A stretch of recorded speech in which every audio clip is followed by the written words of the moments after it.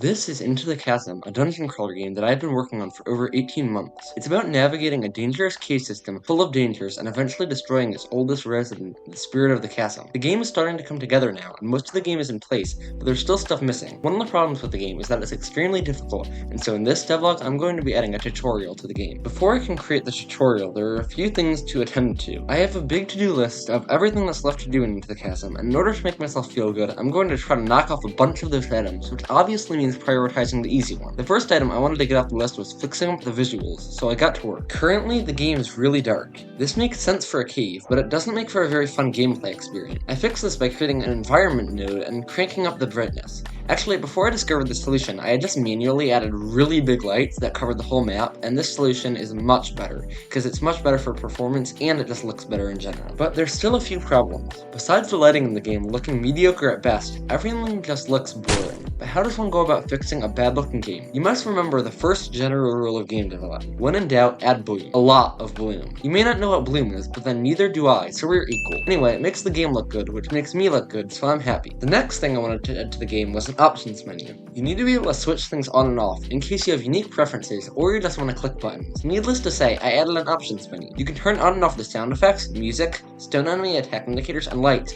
and you can reset your save file. It looks simple. It's not. This took forever to make, and Flying Zucchini and I had a big debate on whether it should be options or settings. Finally, it was time to add a tutorial. I spent some time on a call with Flying Zucchini and Colonel Turtle figuring everything out, and then I got to work making the tutorial. I added many different areas, each teaching a new mechanic, including combat, spells, pickups, and the void. In order to not make the tutorial too long and not to spoil the game, I only introduced the basic mechanics, but warned that the player would discover more over time. Of course, the highlight of this tutorial is this fancy text which I made fade in when you go near it. I love this stuff. Flying Zucchini also made a cool song for the tutorial, and it's great. This song feels like it would be great pause menu music too. Anyway, here's a playthrough of the tutorial, with the music in it.